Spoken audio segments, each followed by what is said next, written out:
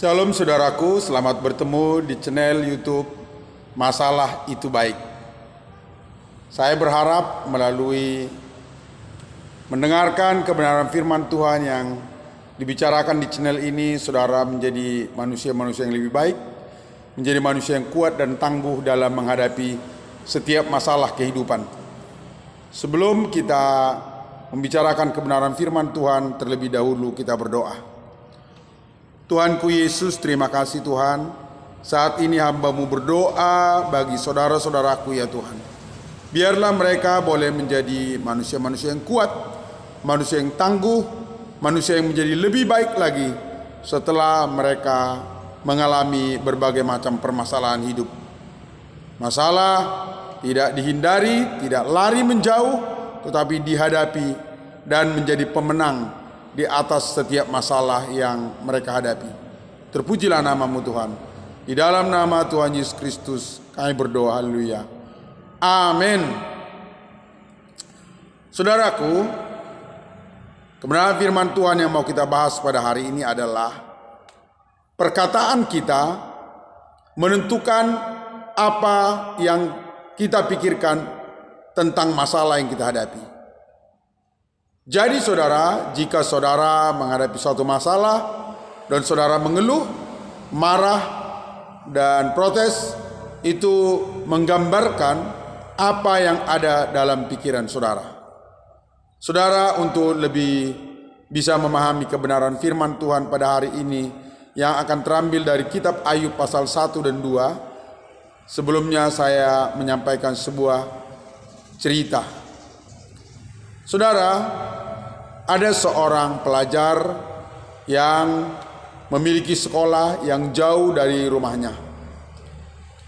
Dia harus berjalan kaki sejauh 12 km untuk sampai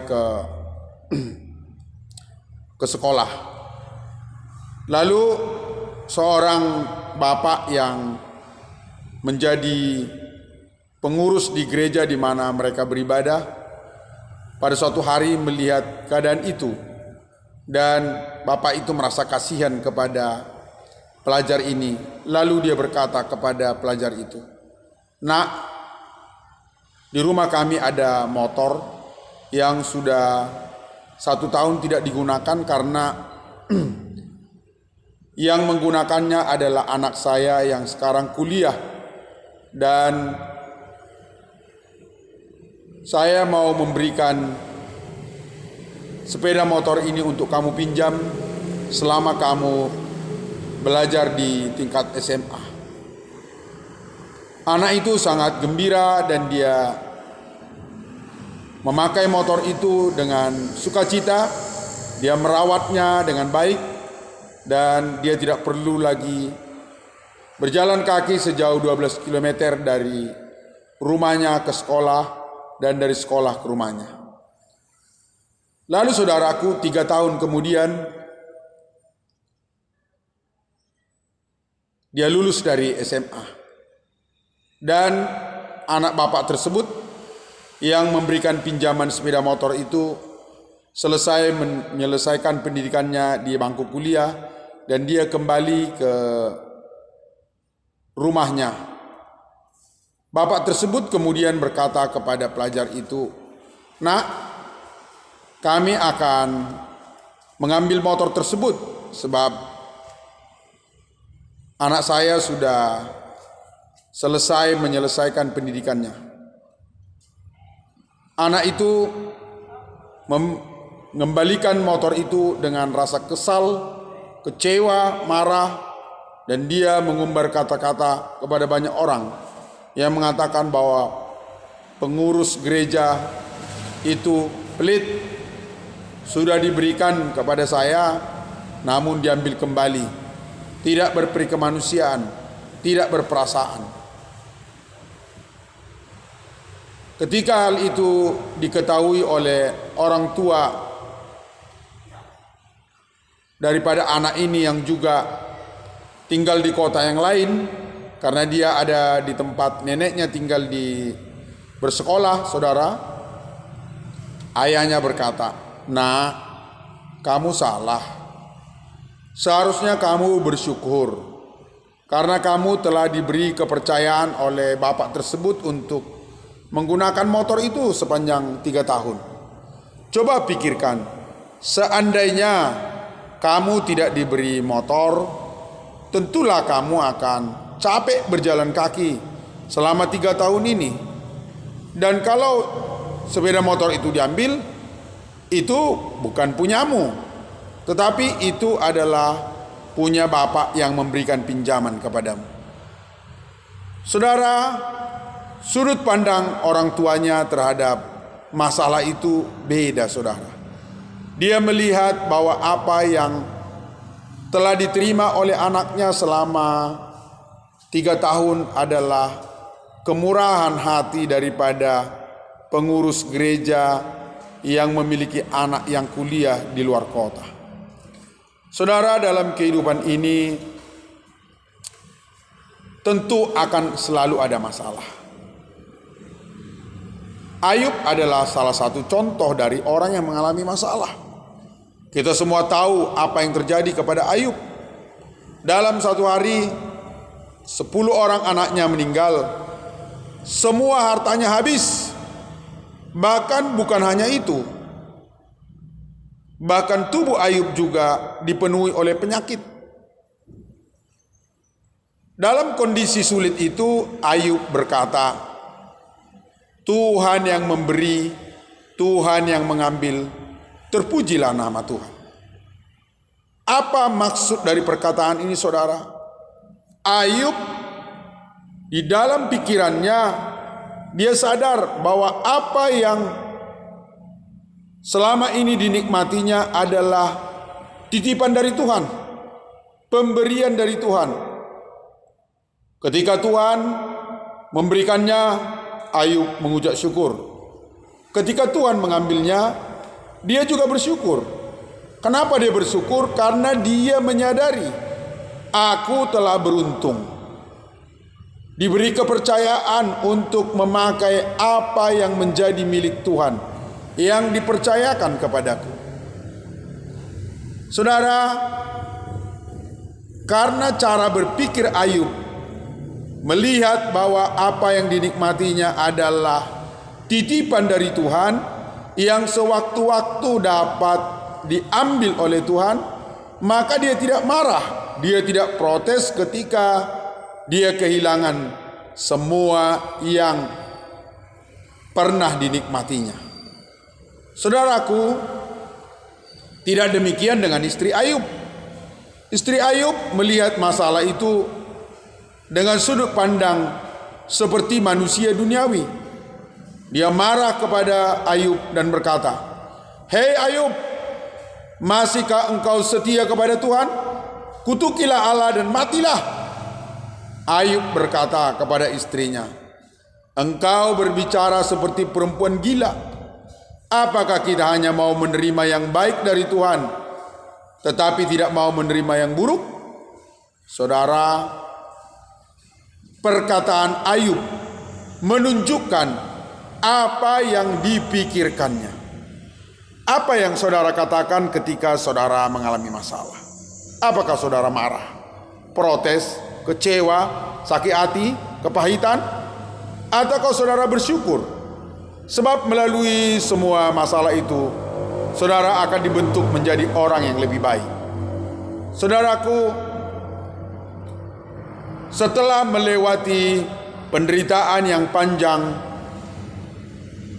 akhirnya pada Ayub pasal 42 ayat 5, Ayub mengeluarkan pernyataan yang sungguh mengejutkan bagi kita.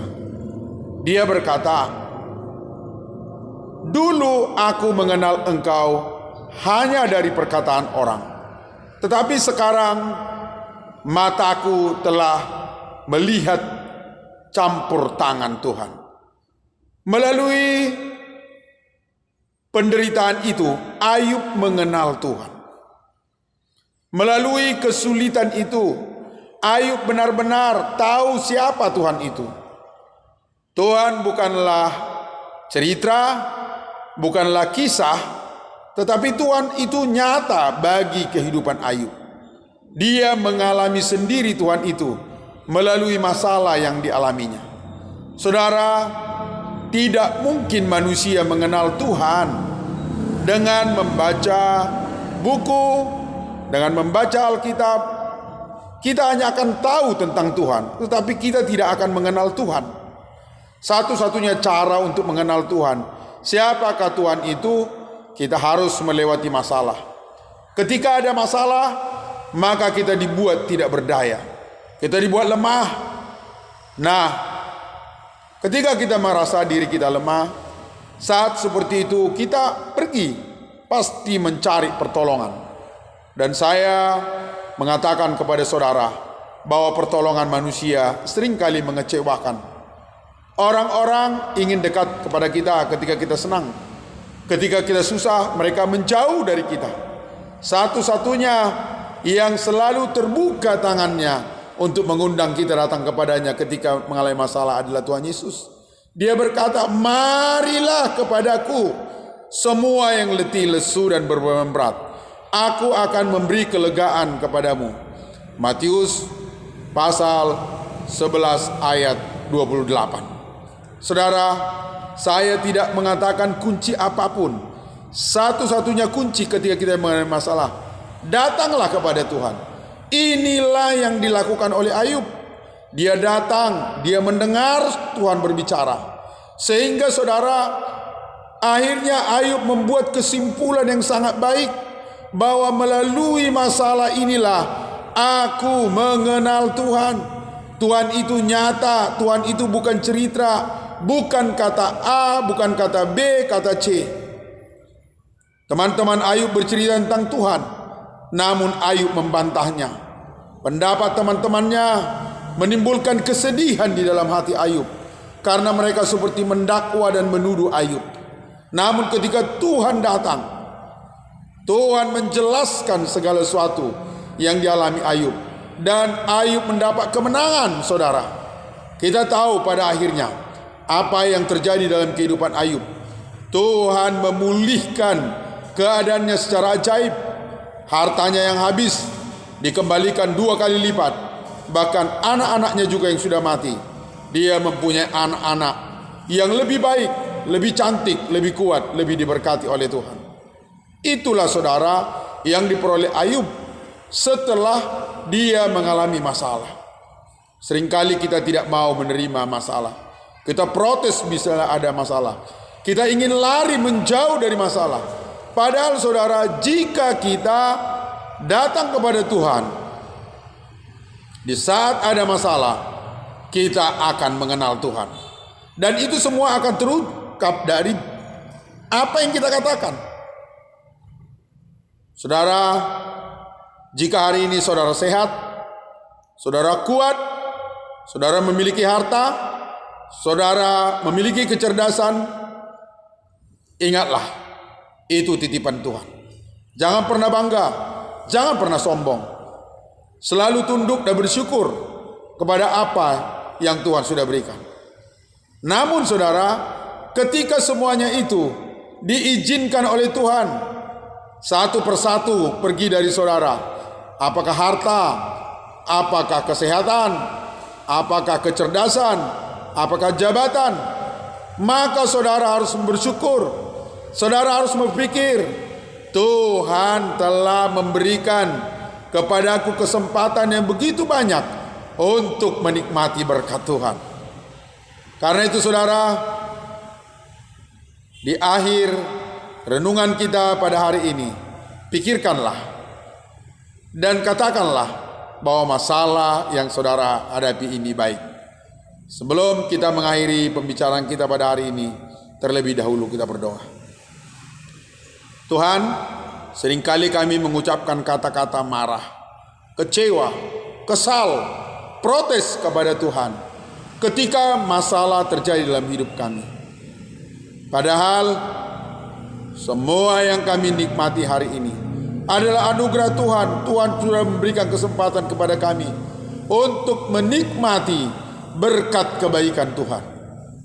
Oh Tuhan, biarlah kami terus merenungkan hal ini. Kami sadar bahwa semua yang ada pada kami itu semua pemberian-Mu. Dalam keadaan masalah apapun, biarlah kami tunduk di hadapan Tuhan, datang kepada Tuhan, dan melalui masalah ini kami menjadi semakin mengenal Tuhan. Terpujilah nama-Mu Tuhan. Kami mengucap syukur dalam nama Yesus. Haleluya. Amin. Saudara, sampai bertemu besok. Terus hadapi masalah dengan mengucap syukur. Jika saudara kehilangan sesuatu atau mengharapkan sesuatu, maka jangan marah. Ingatlah, semua yang pernah saudara miliki adalah titipan dari Tuhan. Salam.